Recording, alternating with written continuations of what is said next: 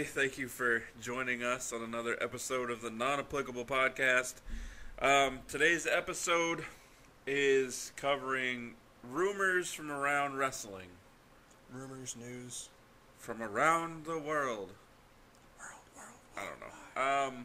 We're still working. It's a working title. We're working on it. Yeah, rumor roundup. Deal with it. Facebook, Twitter, Instagram, na.podcast919. I'm Chubbs.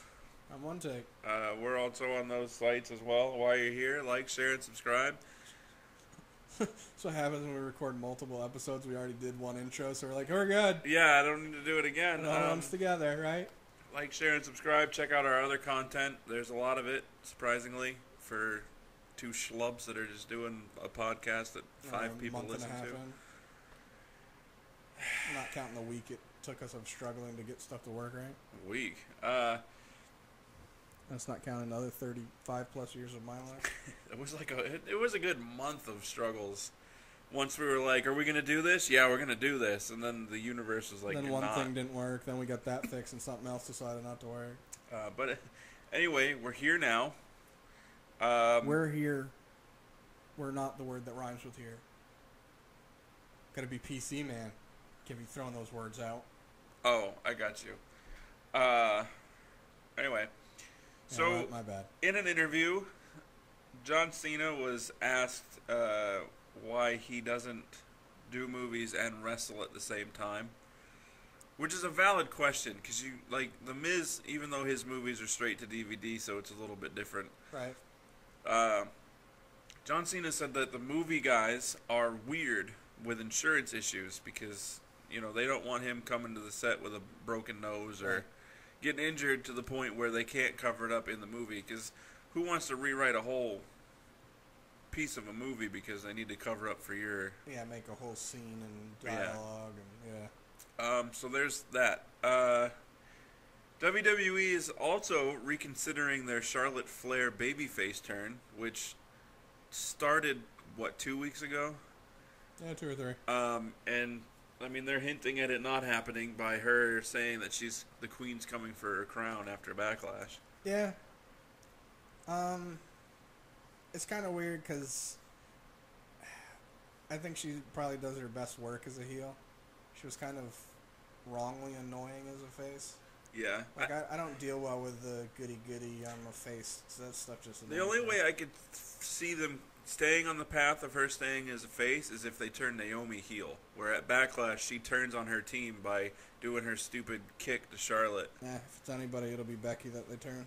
She'll attack them. Probably. But then it doesn't make sense for Charlotte and Naomi. Because you can't have...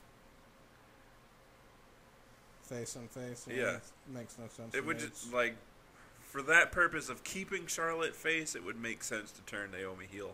But they can wait until she wins the belt and then turn her face. That too. So Jinder Mahal, I hate talking about him, but One Take and I both agree that he's totally juicing every day of We're not his the only life. ones that have said it.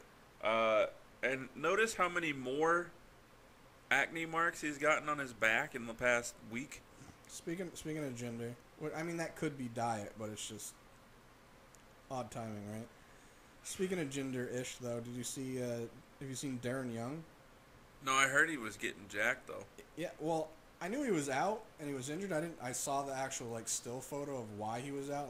I don't know if he broke his elbow. But, right. He was supposed to be landing on the apron, and when he did, his elbow hit first, but it hit in a weird angle, so it bent his whole thing, so he had to have...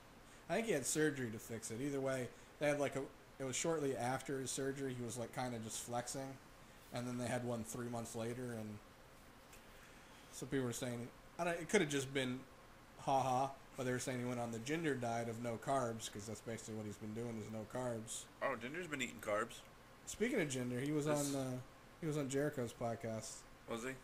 That's one I won't Is be it listening weird? to. He talks smoother and better on the mic as Jinder than he did in the podcast. He was all up to, that makes sense. He seems like a kind of cool guy, though. But which he has revealed a secret to his body transformation. He's posted like 2 or 3 tweets about what his diet is. He eats 5 meals a day, once every 2 hours. Right. Even on the road, like going overseas, he has his pre-made meals that he brings with him. Each meal contains 30 to 40 grams of carbs and 30 to 40 grams of protein, and like no fat. He does 6 days a week of cardio and weight training. He's adopted a lot of Olympic compound movements. Right. And helps with the bulking. Just a lot of squats and push-ups. And he has said that he has not had a cheat meal in 3 to 4 months. He also, a thing that in his defense helps as well is that picture that we shared in group for when he was on the Indies before WWE signed him. Yeah.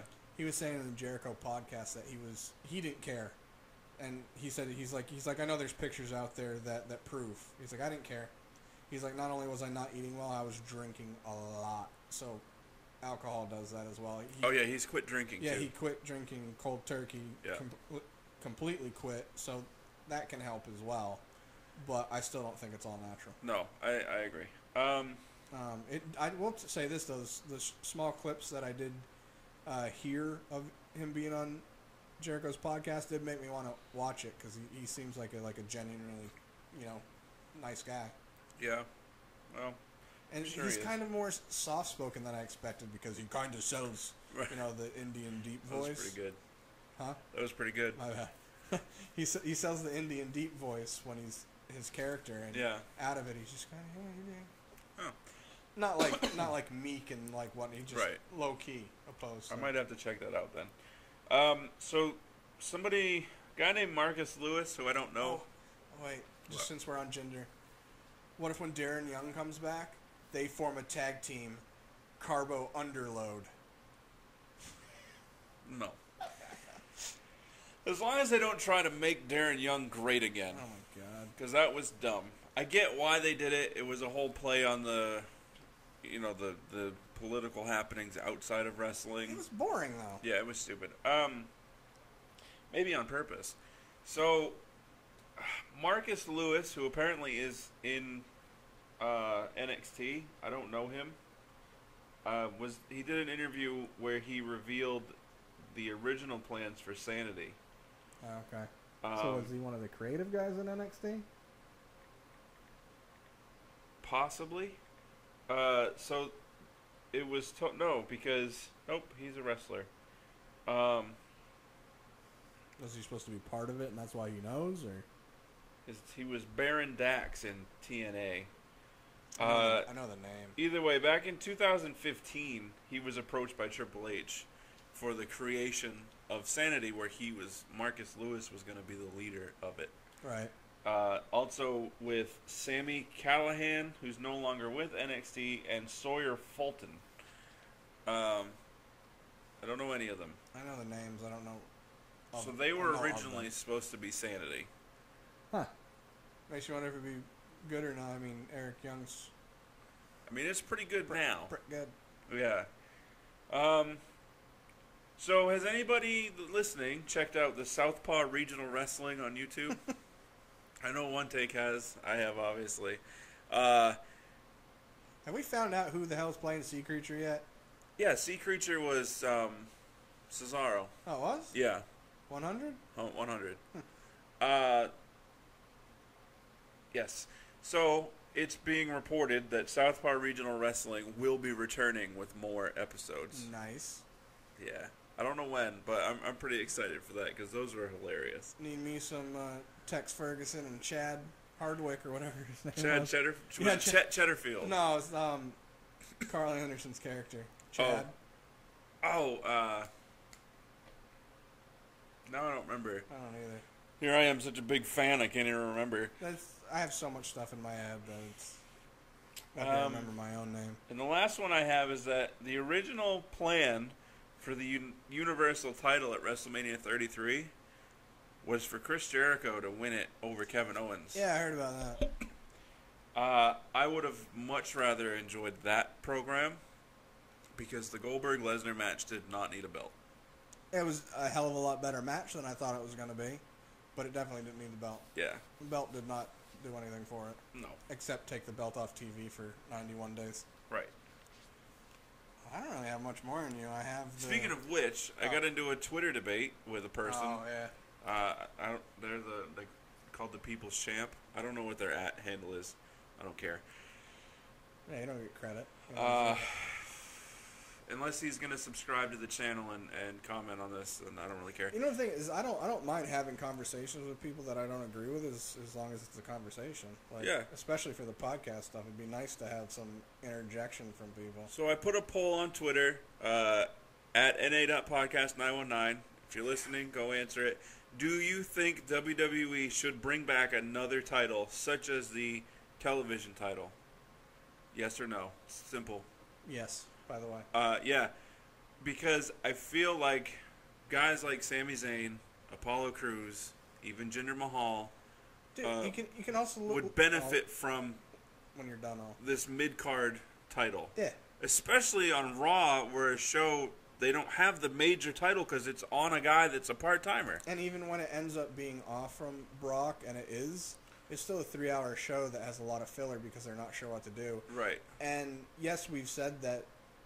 Perfect example, we just said that the Brock and Goldberg match did not need the belt. Right. There are plenty that don't need a belt to be significant, but there are plenty of feuds that are empty without a fighting point. Yes. Where a championship belt would work. And as long as Raw is as big as the roster is, it would add more validity. And think of it like this, you could have guys that you're not sure how what you want to do with them per se, but you know they got the skills. Sami Zayn, Apollo Crews, have them win a TV championship, give them a run with it, see what they can do, and if it goes good, keep going with it. If it doesn't, work away from it. I'll even say this for everybody that hates Roman Reigns being in the major title hunt, let Roman Reigns be a television champion. Yeah. That gives you a belt that you can play with. Yeah. You know what I mean? Right. Opposed to the Intercontinental US and both brands championship belts. Right. Those aren't ones that you want to try new stuff with because you don't want to diminish their value. Right. You don't want to play hot potato. You don't want to give it to somebody that doesn't really deserve it. Hasn't earned it. Kurt Hawkins isn't going to all of a sudden win the Universal title. Right. Like, you could literally go, all right, you know what? We want to experiment with this. Let's have them be the TV champ. Have a belt on them. See how it goes. Boom. Yeah. It gives you, another belt that you can have a mid-card belt that allows more feuds to have more meaning and something to fight for. And it allows you to have more experimentation with a championship that's not your main belts that you don't want to diminish. Right. Like, nobody's going to care if the TV belt looks weak. You know what I mean? Yeah. If it looks strong, good. But if it looks weak, no one's going to be like, oh, no, what'd you do? As of right now, there's 6 days and 20 hours left of my poll. 10 votes are in. 7 yes, 3 no. Huh, nice. So, you know what? And I lumped in NXT as well, because even though it's not a longer program, I still think they could benefit from having guys have a mid-card belt. Yeah, and it would also help since they only have the hour show, and if they did keep it the hour show, I feel like with all the people they're adding, they would benefit from it being a 2-hour show. Yeah. I also appreciate it being an hour because it's like, oh, it's over with already. Cool, right. I can get into other stuff. Yeah. But if you had another mid-card champion, you don't have to overload the main belt champ on your shows. Like, obviously, NXT does it where they break stuff up anyways. Yeah. But if you had the TV championship on NXT as well, that means you could have a championship on the show every week. Yeah. And alternate them. Then it's not getting stale. You're not overusing one belt. and one person and making them physically, tired Right. from Plus, having to do it. you're breaking up all these tag teams. DIY is going to break up. Golden Truth just broke up. They're going to break up the Hype Bros once Zack Ryder comes back. You got all these singles guys that are fighting for one belt. You're going to tell me Zack Ryder or Mojo Rawley wouldn't benefit from a television championship? Dude, Mojo is actually a guy that I wouldn't mind seeing having a TV belt, but I don't want him in a U.S. championship belt. Right. Or the WWE title. Yeah. He would be perfect for a television champion. Yeah. It'd be perfect. How anybody disagrees, I don't know, but you know what? Good for you if you do. But go ahead, go on Twitter, NA.podcast919, and vote in the poll. Yes. Everyone has their opinion. They're entitled to it. It's just you have to have logical thinking, behind it. Right. It's one like you and I are against the everybody gets a trophy. Yes. And this isn't the case of everyone gets a trophy. This is a matter of you have a huge roster and you're burying guys because you're trying to get people fighting for your 2 belts. Right. And if they're not in that feud, they're a shadow. They're just a faded thought. And I'm not saying bring back the because they have the UK title, but I'm not saying bring back the European title, bring back the hardcore title, bring back a television title, bring back literally just one more belt, so you have 3 per show. Yeah. For the main and 2 on NXT, a TV title, and it's on TV. Right. It makes perfect sense. Right, where it's defended every night. Yeah. Come on. That would also be a perfect belt for somebody like Dean, who fights the most matches per year out of everybody. Yeah. You know what I mean? Yeah. Duh.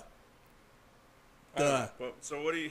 all right, James Ellsworth. Duh. So what do you got for... I don't got crap, man. I got Triple H was inducted into the International Sports Hall of Fame. All right. That was a couple weeks ago. Congrats to him. I mean, obviously, most people have probably heard this or looked into it, but it's been reported by WrestleZone that Chris Jericho is already advertised for a match, at least one match against Hideo Itami June 30th, and he's also booked for a match July 1st. I don't remember if it was both were against Hideo or it was just one was against Hideo and the other one he's just scheduled. Are these at house shows? Yes, and I also believe it's in Japan. Okay. They're going to be in Japan again, I believe. Because usually that's kind of when he comes back. He likes being back for the Japan one because that's where he kind of started his career. So he likes doing it. I wonder how those fans feel about the Walls of Jericho drifting away from the Lion Tamer. I can tell you how I don't like it. I hate it, but anyway. Literally, the last time when he had the first match he had with Kevin Owens after they broke up, the Friendos. I'm trying to remember it in my head how it broke down. Either way, we were both watching the pay-per-view, and as he was putting him into the Lion Tamer, we're like, all right, stop there. No, stop. Oh, great, now it's just a Boston Crab. Yeah, exactly. And it looked worse. It looked actual painful the other way. Maybe that's why they stopped doing it. It hurt. And then there were reports. I heard that it was Dave Meltzer that reported. I went onto his Twitter and could not find it, but that doesn't mean anything. I got sick of looking. Come on, Dave. Yeah, Dave. Reported that Ember Moon's injury wasn't her shoulder. She actually hurt something else. Right. Or it wasn't the exact injury they're saying in her shoulder, and they just used it, the shoulder injury that they're saying, they used it that way for the story. Mm-hmm. I don't know how true that is. I mean, we said in our NXT episode, it looks like... I mean, the way she hit in the spot, it definitely makes sense for it to be her shoulder. And I've seen her since, and she was in a regular sling for like a couple days, and now she's in like a weird sling that's also... It looks like Kines tape, but it's not. Yeah. You know what I mean? It's like a brace sling, and it's on her shoulder. I mean, watching it happen, and having seen... It would have made sense to be elbow or shoulder. Like, having watched, like, the Finn Balor versus Seth Rollins Universal Championship match, where Let's rewatch that again because of his 24 with Finn. Where Finn, completely destroyed his shoulder. And I mean, you could tell that there was an injury. Yeah, because you could see the... Right. And the way Ember fell and grabbed the barrier and everything, it looked like it caused an injury on her shoulder. Yeah. I'm thinking it was probably shoulder, just what they're saying. It's probably different? Because they're just saying it was like a grade 1 sprain of the shoulder. I think. Yeah, something like that.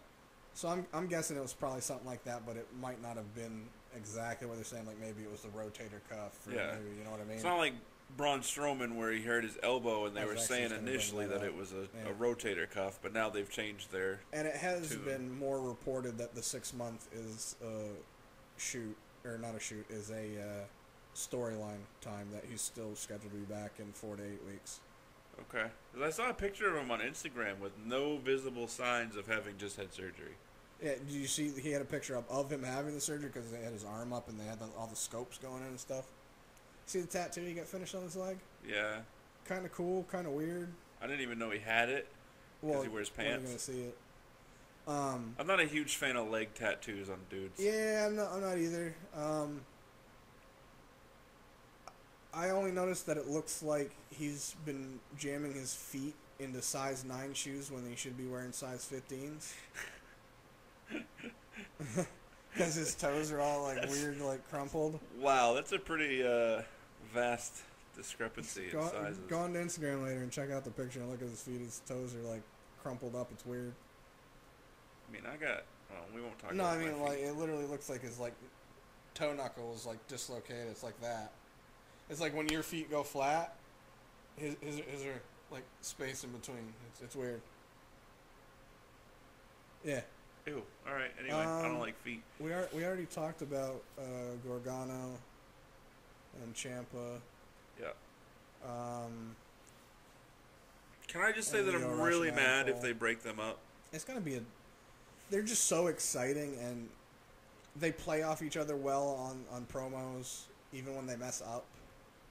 They do a good job, and they're exciting in the ring. I mean, AOP aside, between the Revival and DIY, and then there was that other team that I haven't seen since that one match, the Australian dudes. It was like an M6. They had a weird name. I don't remember. Either way, I watch too much crap to remember stuff. Incredible tag team matches. Yeah. In a when you have a floundering division on both main rosters. You want to see some good matches from Gargano? Go watch some of his PWG stuff and his mixed gender matches. Okay. But yeah, you have a floundering tag team division on the main rosters, and then you're going to take one of the greatest tag teams that I've ever seen in a WWE ring and break them up. That's not exaggerating either, because they are really good. Yeah, and you're going to break them up. What is it with Vince not liking tag teams and not liking factions? Both, if done well, do so much for so many people and your brand. Yeah, and why do they have to break up to go on solo careers? Yeah, why can't they just be, you know how you get it more so than I do, and I just don't like it, and it's probably why I don't get it. It's sort of like when they're having a tag team feud, and they have one guy face the other, and next week the one guy. Why can't Gargano and Ciampa be like that? Have them be tag teams, but have some singles matches here and there that aren't predicated on it's technically going to end in a tag team match. He's literally just having a solo match, and Ciampa's in his background, or vice versa. Yeah, or they don't even have to come out to the ring with each other. They could both have singles matches in a night. Say they're both on the main roster. They could both have singles matches where they're going to just focus on their own thing, and they're not going to come out with each other. I just say because that's just not how they do it. Because you want to push them as singles competitors. That's how you could do it without breaking them up. Okay, never mind. Never mind. I was reading you saying it as they stay as a tag team champ, and then give them their singles matches, and that's how you do it. And in my head, I was just like, that's just overshadowing one or the other, so that's why they wouldn't. Never mind, yeah. If they were going to, instead of breaking them up and you want to, that makes more sense. I feel like that's an easy fix. So you want to hear about my Kenny Omega thought? Yes. For those that didn't happen to listen to our NXT episode, go listen to it. I brought up Sir Kenny Omega. I was going to say, all right, so when Sanity first came to NXT, did you happen to see how they did it? No. I know you know of it because I've told you, but I also know you may not have been there for the conversation. Probably not. So, obviously you know their intro, right? how it's the helicopters and the Yeah. spotlights. So when they first came into NXT, they started, before they even showed the people, their intro would be shown, just like it would be the the police scanner talking, that portion, and it would just come up like the announcers would be talking, and then all of a sudden like the lights would go out and that would come up, and they'd be like, what the hell?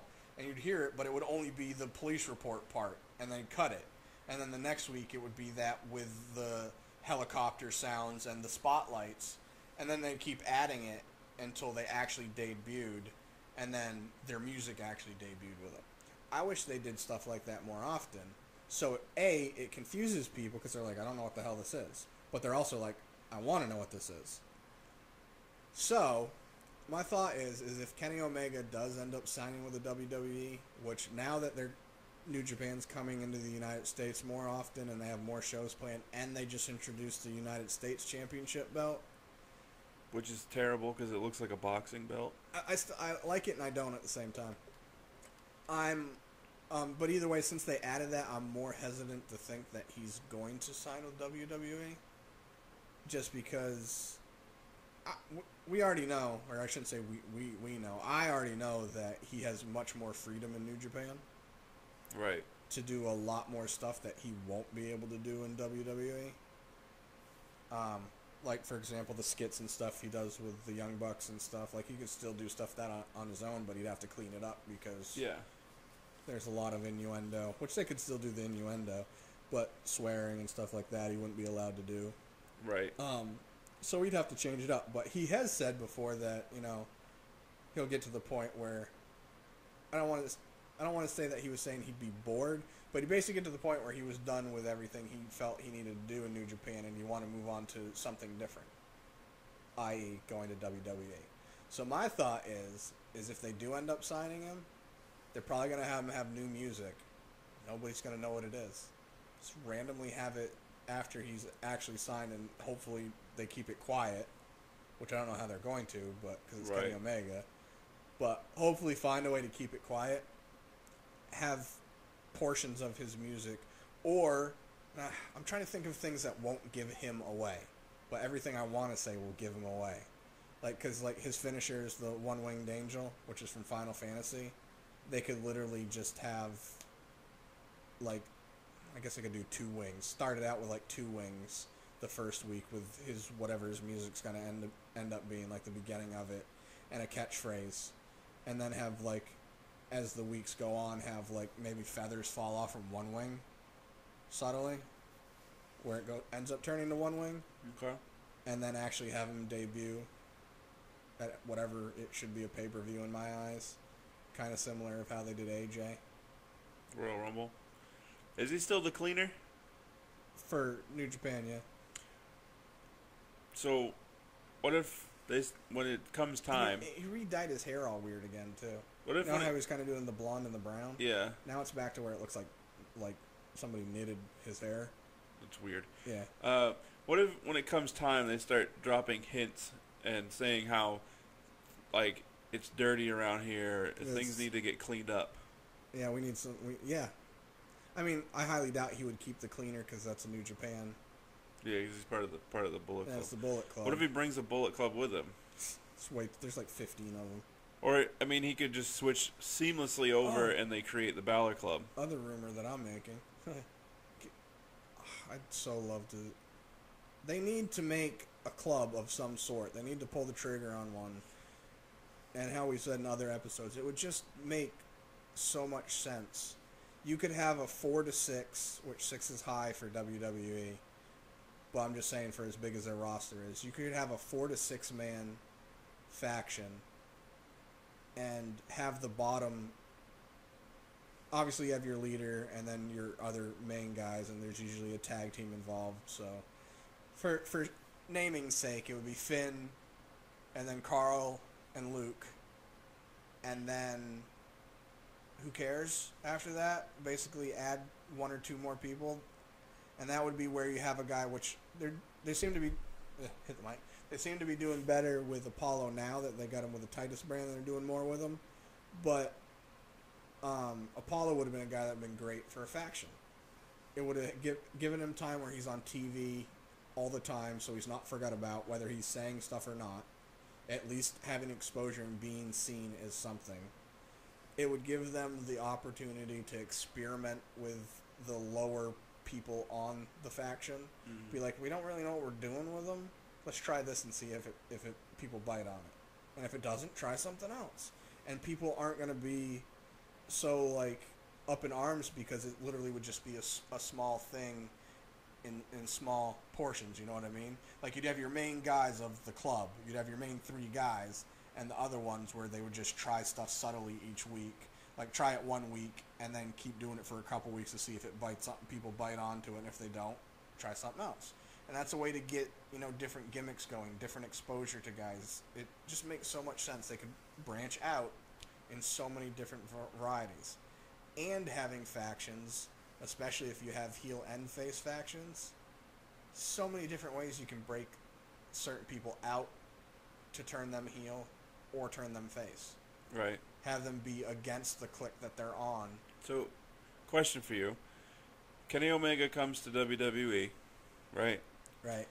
The Young Bucks have said they're going where Kenny goes. That's what I was going to...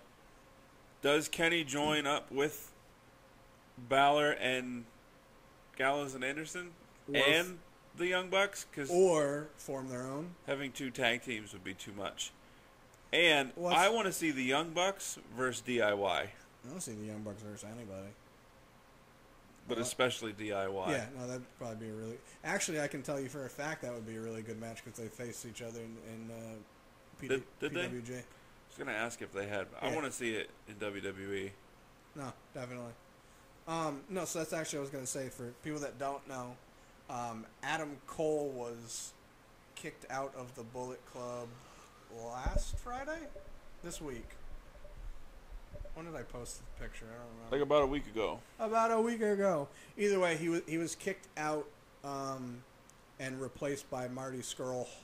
And there was just stuff going around basically saying he was kicked out because he's going to go to WWE, which I'm hoping for. But either way, somebody put the picture of the incident, like, in a quadrant, 4-quadrant picture, right, of the Young Bucks being a part of everyone that's been kicked out of the Bullet Club, starting with Finn Balor, who was the creator.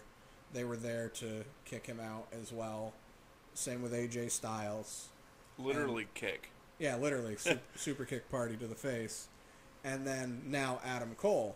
So somebody had the picture with all of those ones being kicked out and saying, when's Kenny?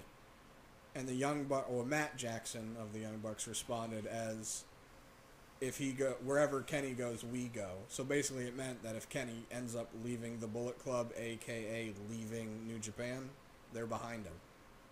I want that to happen now. And they also said in an interview with USA Today, maybe?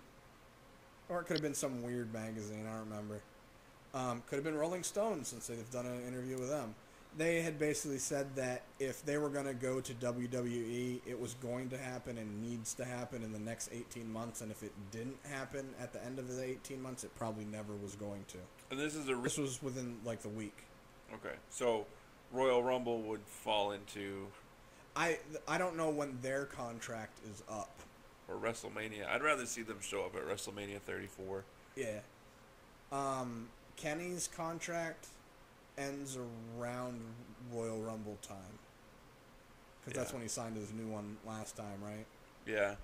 And I think he signed just a year. Yeah, he just signed a 1 year because he said he had stuff that he wanted to do not only with Bullet Club but New Japan, especially since they were trying to spread their wings into the United States, and he wanted to be a big part of that. Right. And obviously being one of the main guys for New Japan and English speaking, it's helped for him and them. I have a thought. Because the Young Bucks and the Hardys have said that they want to work together again. The elite. Wait, say that again. So the Young Bucks and the Hardys have said that they want to face each other again. Can we, as viewers, hold off on seeing the broken gimmick and have the Young Bucks be what breaks the Hardys? That'd be great. That'd be great on so many levels. Yeah. I was also going to say that, for those that don't know, Kenny Omega and the Young Bucks refer to themselves as the Elite, the Yep. three of them. And then with Adam Cole, they were the Super Clique. But either way, Kenny Omega and the Young Bucks and New Day were all trying to get, basically Vince, but get WWE and New Japan to try to work a one-time deal where they could have a three-person tag match. And obviously it didn't work out. That would be cool. But I mean, because it Ring of literally Honor would have just been a one, or they could have technically done a two of. They wanted to do it where they did it for Ring of Honor New Japan, and then they did one for WWE. So both, yeah, because Ring of Honor and New Japan do the War of the Worlds pay-per-view.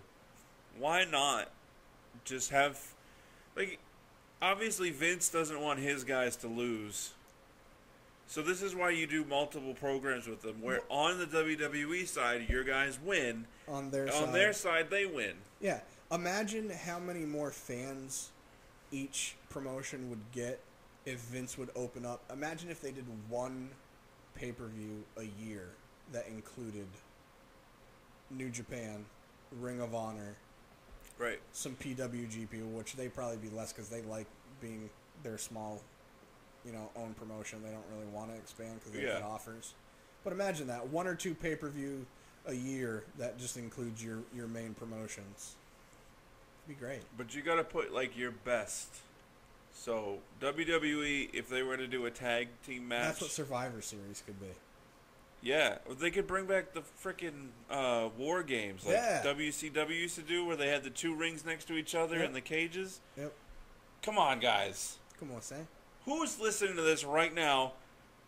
Well, nobody right now because we're recording it. But as you're listening to me say these words, who's hearing this and not thinking that's a good idea? That'd be so great. Great. You know what that'd be? Great. I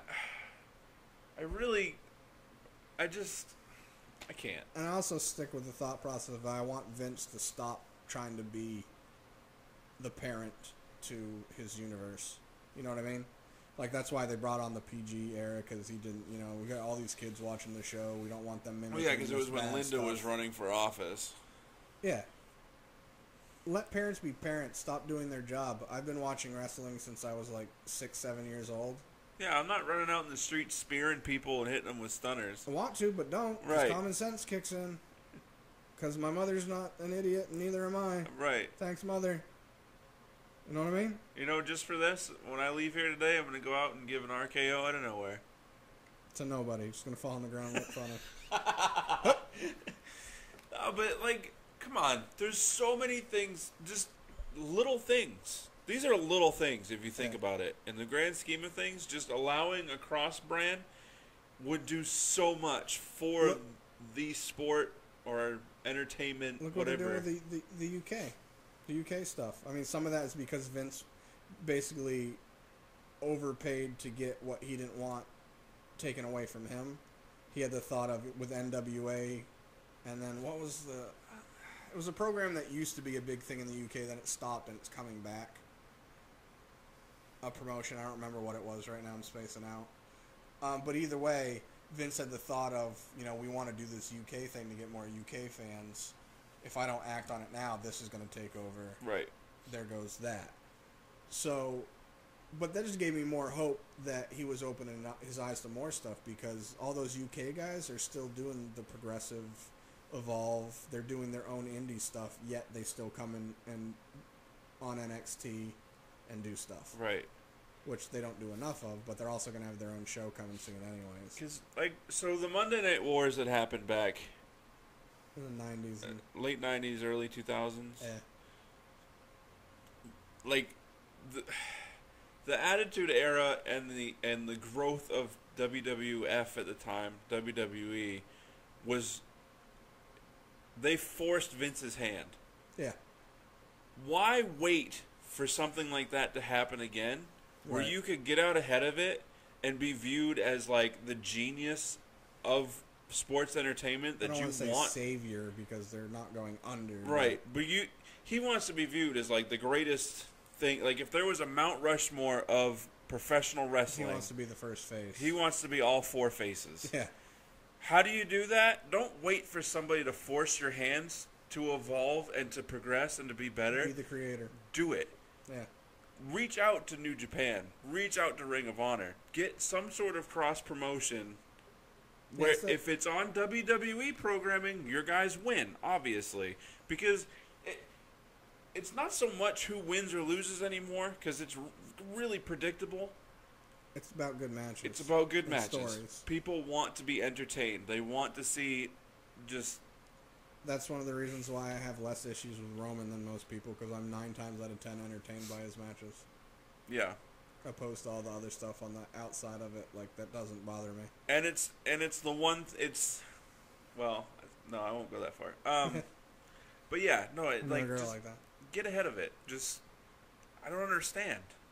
Yeah. I mean, I also will say this, and I don't know if maybe he had some more insight to it. Kenny Omega said it was towards the end of his contract before he re-signed with New Japan. Him, the Young Bucks, and Adam Cole. It could have been the one when Cody Rhodes first went over there too. They were doing a Periscope, and somebody asked the question on if they would ever, get a chance to actually face the New Day. And Kenny said that it's not going to happen, but he feels like it's 2 or 3 years away. And he wasn't saying that based on I'm going to WWE. He was saying it more of I feel like the sport's evolving and we're going to have more inter-promotion stuff going on. Now, I don't know if he literally just meant WWE. Obviously, New Japan's got their stuff going with Ring of Honor. Right. And there are guys on indies that do Ring of Honor, TNA, and New Japan, like Matt Seidel. Yeah. And Cody as well. He was doing TNA and Impact. I have a hard time calling it Impact. I think didn't he officially sign with Ring of Honor, right? People have said he has. He said he hasn't. So I got to read the article. It said that he's officially found a new home. Yeah, I've seen a couple articles that said that he's officially signed, and then he kind of went out and was like, I never said that I've signed anywhere yet. I also haven't seen him in Impact since. Yeah, that's true. I will say that Cody's hilarious.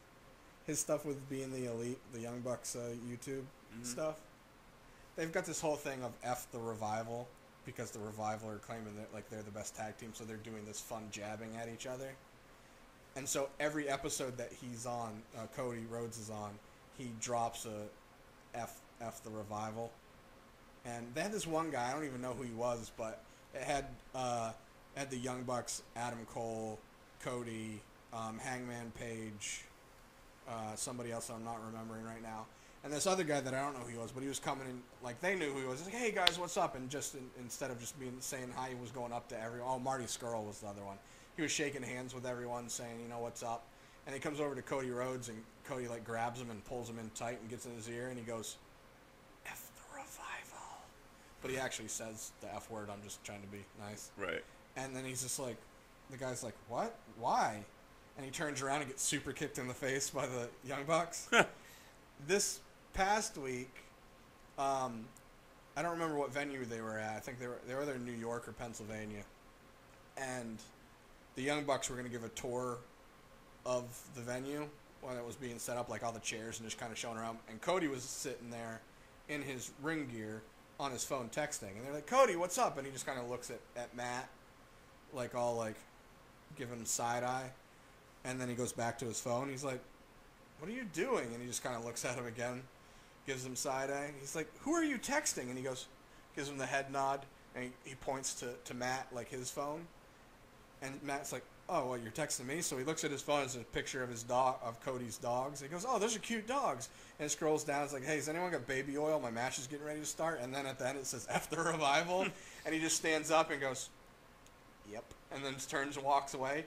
And the Young Bucks are like, what the hell are you talking about? That's funny. Cody, what are you doing? And he just walks away. Oh, that's funny. I feel like WWE really missed out on... I actually think Cody going to the Indies and doing what he's doing now is going to be a godsend for him because he's getting to be him. Yeah. And I'm already so highly entertained in what he's done already. There's so many things that he gets to do now that the WWE wouldn't let him do, and then locking him in as Stardust really didn't let him do. Right. Like, he does the gesture, like the crowd will be booing him, and he'll just look at him and just go, It's hilarious to me. Maybe because that part of me, I'm still immature in that part. But Right. Well, that's always funny. I'm gonna end up remembering a rumor later. How quickly could you get through your Shinsuke Nakamura fantasy booking? We don't care how long this episode is. Okay. It's going up tomorrow. I can start it whenever. Okay. You want me to do mine first? Yeah. Mine's gonna be a hodgepodge. And by the way, why do I smell tuna fish? I smell cigarette smoke. So. No, good. Our noses are on the same point. Now I smell tuna fish. It's probably the neighbor. Somebody's smokes. packed their cigarette with tuna fish. That's weird. Smoking the fish. 2 birds, 1 stone. 2 birds, 1 fish. Anyway. Alright, so mine is going to be a hodgepodge, and I might, I broke it down in my head where I was doing it in a realistic way that they'll probably do it in the way I want them to do it. Before we do this, and don't forget, for those of you listening, each week we're going to try to take a person or a certain matchup and give you our take on what we think WWE should do. We haven't talked too much about it together, but I also have the thought of we might... Basically, we're going to do a fantasy booking.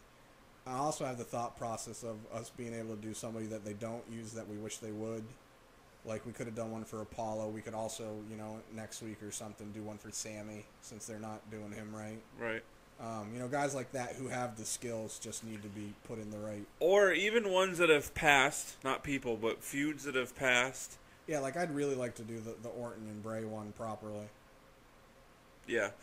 So this week we're tackling Shinsuke Nakamura, whose first match on the main roster is Today. Sunday at Backlash. I say today because it's coming out. This episode's out on Sunday. Right. Yeah. Against the old Dolph. Dolph Ziggler, formerly Nikki of the Spirit Squad. All right, so like I said, my fantasy booking is going to be kind of half-assed and a hodgepodge because of the way I want to do it. I'm going to do it the way I want it to go, even though I know realistically this is not going to happen and I might change it. Okay. All right, so my thought is he's gonna have this short feud with Dolph. Obviously, it's his first match. He's gonna win. He shouldn't lose one match against Dolph. It just shouldn't happen. And then Money in the Bank is in July or the end of June. June 21st, something like that. I don't remember. Because the Jerry Lee Lewis one is in July. I'm pretty sure Money in the Bank is the end of June. Because Extreme Rules is the beginning of June. June 18th. Yeah, so I was close. And Extreme Rules is what, June 4th? Yeah. That's too close together. Yeah, agreed. Anyway. Alright, so my thought is since we're already close to the Money in the Bank, have Shinsuke have this short feud with Dolph, obviously winning it and ending it. Maybe end up turning Dolph face again because this heel turn's not been very good, even though his face Dolph isn't that great either. And then this is going to go 2 different ways. Alright, the first one is going to have Shinsuke in the Money in the Bank match. And it's usually 5 people, right? Yeah. I don't care who the other 4 are for this. 6 people. 6. I don't care who the other 5 people are for this. It doesn't matter for what this portion is. He wins Money in the Bank. Shinsuke wins Money in the Bank? Wins Money in the Bank. As he wins Money in the Bank, whoever he ends up fighting in that to actually fight it, he ends up having a small feud with leading up, for a couple months. Whoever the champion ends up being at, we'll say maybe SummerSlam, he cashes in, wins the belt. He holds the belt until WrestleMania, where shortly before WrestleMania, he gets into a feud with AJ. They have their WrestleMania moment together. I am undecided on who wins. I'd kind of rather Shinsuke keep it, but I also would not care if AJ won because it's just going to be a great match, and I'd love it to be in WrestleMania and the main event. All right, that was my short, quick one. My other one, which is not going to happen, that I want to happen, and this is the hodgepodge that is... This is probably going to be comical, but it sounds awesome in my head. Same beginning part. Dolph has his small feud leading up to Money in the Bank with Dolph. Maybe relevant, maybe irrelevant for the actual Money in the Bank. In Money in the Bank, AJ Styles and Shinsuke Nakamura are involved. Okay. As Shinsuke Nakamura and AJ are fighting other people, they kind of bump into each other as a homage of oh, and the crowd gets oh. Doesn't really amount to anything. It's just, you know, they end up getting attacked from the people they were fighting as they bump into each other and turn around and notice each other. The match progresses. They both get in, you know, matched up with whoever else. Doesn't really matter. I'm going to say Baron Corbin for AJ, Sami Zayn for Shinsuke, just for argument's sake. Probably not going to stick with that because I don't really care for where I'm going. They're fighting their way. The ladder is up. They're fighting. Both of them, respectively, disregard the people they're fighting. The other guys are already, because you said there's 6. Yeah. So the other 2 people are already taking themselves out or whatnot. They both go up the ladder at the same time while fighting off the other people, Sammy and Baron. Mm-hmm. They both, you know, kick the other person off. At the same exact time as they're not paying attention to anything but who they're trying to fight and the Money in the Bank, they both reach up. They both take Money in the Bank off. It's a collective. They both won Money in the Bank. Okay. So, in the time going up, it's them kind of arguing with each other. I want to do the Money in the Bank. No, I want to. And they basically start their feud that way. I haven't worked out in my head how it would work on who actually gets it. I don't feel like you're going to be able to turn Shinsuke heel, but I feel like whichever one they would decide to turn heel, since they want to have face heel, have them wrongfully take the Money in the Bank and cash it in when the other one's not paying attention. So, like, say they're at SummerSlam, AJ goes running in, cashes in, takes out Randy Orton, whoever has the belt. He has the belt. Him and Shinsuke, AJ and Shinsuke get in a feud, building up until WrestleMania. Then they have their feud at WrestleMania. Okay. I also had the thought of just having Shinsuke win the Money in the Bank. And you know how most people cash it in at the end of a match? Have him cash it in at the beginning of the match and turn it into a triple threat, whoever the champion is, and he just kicks their asses, and then maybe one ends up being AJ, and that's what starts their feud. I had it well more planned out in my head this morning, but since I was trying to sleep, I didn't get it written down, so like I said, hodgepodge. And okay. I just want it to accumulate and work its way to be in WrestleMania because I want them to have a WrestleMania moment together.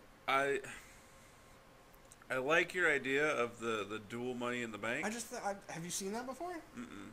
I feel like they could do some interesting stuff with that, but I don't know how they would finish it. The problem being, AJ is currently in a face turn. Right, that's what I was saying. So this soon into it, they wouldn't turn him back heel, and they're not going to turn Shinsuke heel. Right, that's why I also look at it as we have how many months until WrestleMania, so you have time for it to, you know, work its way into where it would end up, in my eyes, work better to turn AJ heel. I have a hard time actually seeing Shinsuke in the Money in the Bank match. Dude, I did too. I just wanted something different. I actually feel like the Money in the Bank is kind of, I don't want to say below both of them, but I feel like they're guys that they earn championships other ways that are legit. Okay, after having read the article about Shinsuke possibly losing at Backlash, right, I'm okay with it because I mean, it doesn't bother me. We're not. I mean, obviously they're not going to push Ziggler unless they had a television championship. But Which he'd still lose. having him just be the guy that's here to put people over, he's too young in his career to do that. And he's really good. And it just further buries him. Yeah. So let Dolph win, not clean. Oh, definitely have it be a dirty win. And he could even do it, a couple times. Yeah. Where, countouts, disqualifications, things that they're not actually legit endings to the match. Nobody's getting pinned or submitted. Right. Shinsuke gets sick of it. They have a cage match at, I guess, Money in the Bank. I don't know if they would suspend a cage and the belt. It could even be SummerSlam. What did the cage do to get suspended? Huh? Oh, it hit somebody. Deflated footballs. So, have SummerSlam have a cage match between Shinsuke and Dolph. Yeah. Where this is where Dolph gets over Shinsuke gets over on Dolph. Did I say that? Yeah. That way, because you're not pushing Dolph for anything, but you're not burying him this way. Right. It's not necessarily a build-up and then a drop-off. It's just he's serving his purpose. Right. And then that's it. And he can go do whatever. Right. And then SummerSlam, so Shinsuke gets over at Dolph in a cage match on SummerSlam. Then you got a whole bunch of other pay-per-views. Right. Between there. Royal Rumble, have a lot of people in the ring at the same time. And Royal Rumble? Yeah, you have to for this. I'm talking like 15 plus. Early. That's my least favorite part of the Rumbles. Maybe even less, like 8 to 10. Well, I'm just saying in general, right. Based on but you have Shinsuke and AJ in there at the same time, and they're collectively cleaning house. Each of them, then there's down to 4. Shinsuke, AJ, and 2 others. They each eliminate somebody on the opposite ends of the ring. Turn around. And as they're backing up, they back into each other. Turn around, fight stance. It needs to be a natural backing up, not the weird one that WWE usually does. Like literally just backing up, like I just cleared the ring, and then bang and turn around like crap. I thought I cleared everybody. Right, or they both just turn around to see what else is in the ring, and then boom, face to face. What if they were both playing to the crowd and going in opposite directions and just didn't see each other, and then then they end up turning around and like, oh, what the hell? Yeah, something where they think that they're the only person in the ring. I'm sorry, you didn't interject when I was saying mine. Let me let you do you. It's all good. So then, I don't want to have them start fighting right away. But this has to be like the 2 eliminations happen. They're the only 2 left in the ring, but the countdown for the next entrant has started. Mm-hmm. So by the time they get ready to fight, it's Undertaker. Number whatever, Roman Reigns, comes down and starts attacking both of them.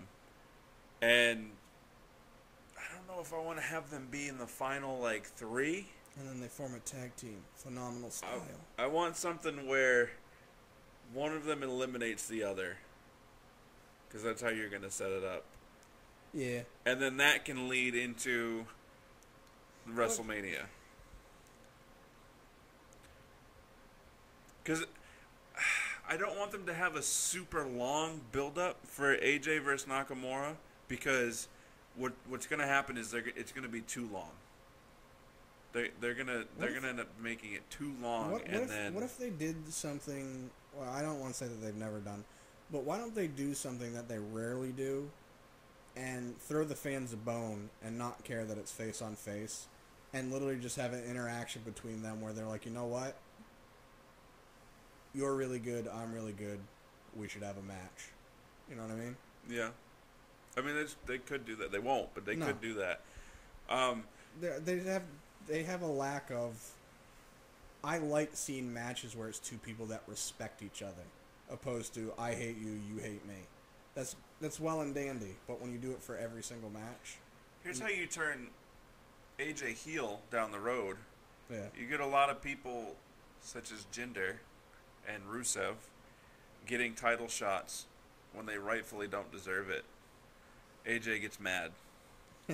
Now Sick of it. Now he's a heel. Yeah. I just... He just starts phenomenal forearming everyone in the middle of matches. Yeah, because Jinder's going to lose at Backlash. Then Rusev is going to fight Randy at Money in the Bank. Rusev's going to lose. It's going to set up Rusev versus Shane at SummerSlam, which is stupid. I'd much rather Jinder win and it be Rusev versus Jinder and Rusev win the belt. I agree. But just because that would make more storyline sense since Jinder and Rusev have a backstory at least, opposed to this inserting the dominant executive CO BS crap again. Yeah, I agree. But I don't want to see. Forgot. I want them to tease a Shinsuke AJ thing, where like you see them walking by each other in the hallway.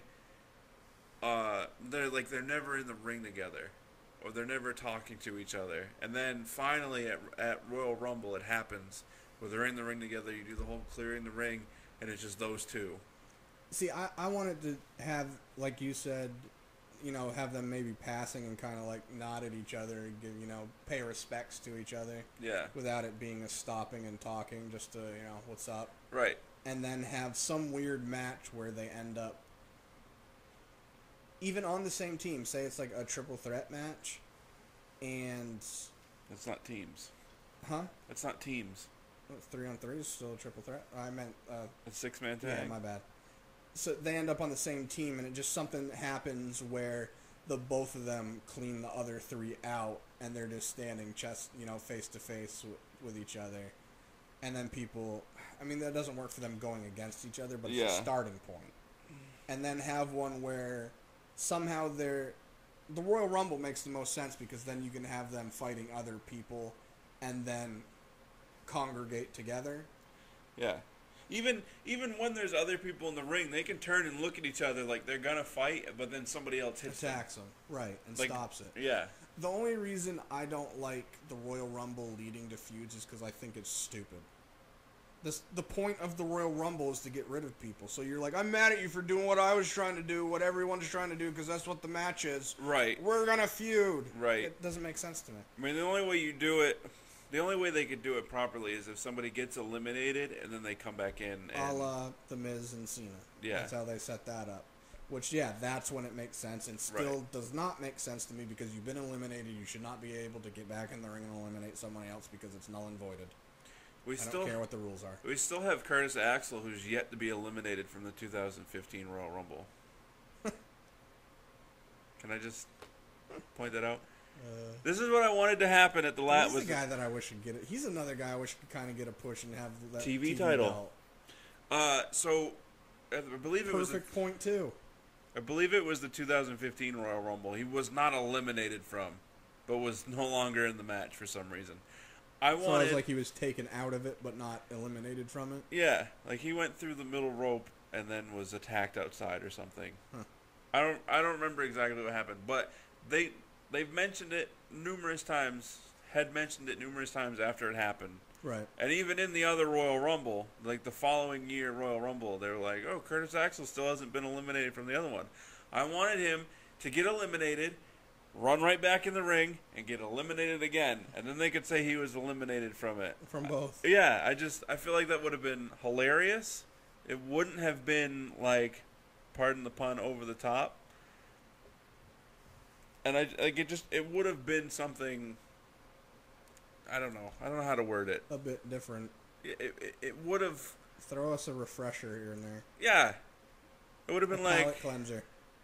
Yeah, palate cleanser. I don't really know the word I'm looking for. But, so yeah, that's all I got. I remembered the other rumor that I said I was going to remember later. Oh, what? The CM Punk one. Oh, got offered $1 million? Five Star Promotions, which is a UK promotions company, whatever, wrestling company. They're having, I think it's a 128-man tournament, singles tournament, that's starting next month, I think, and it's supposed to, basically it's going to be a large elimination pay-per-view each month. Yeah. And it's going, traveling. The owner, are you the proprietor of it, has offered CM Punk $1 million to come be a part of it. I guess he's been trying to get a hold of CM Punk since 2015.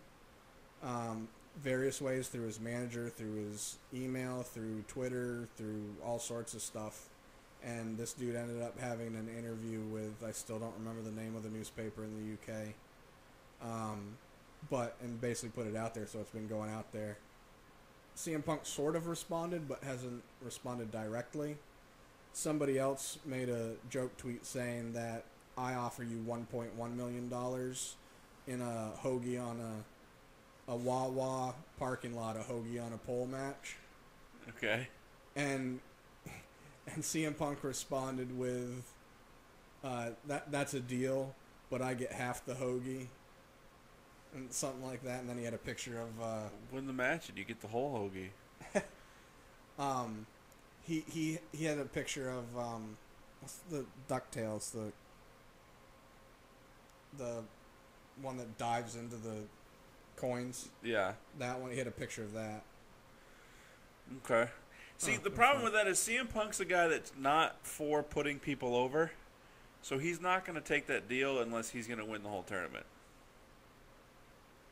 For $1 million? I mean, he got $500,000 for getting his face punched in a minute and 26 or whatever it was.